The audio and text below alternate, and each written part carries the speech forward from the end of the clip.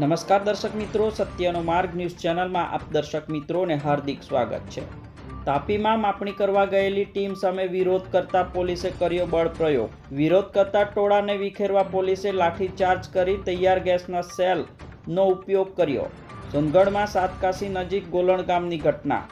ઉકાઈ ડેમમાં જૂની કોઈવેલ અને સાતકાશી વચ્ચે ઉકાઈ ડેમમાં 1500 મેગાવોટ સોલર પ્રોજેક્ટનો વિરોધ કરતા લોકોને પોલીસે વિખેર્યા। તાપી જિલ્લામાં આદિવાસી સમાજના નેતા યુસુફ ગામિત, ગણેશ વસાવા અને અનિલ વસાવાએ આગેવાની લીધી હતી।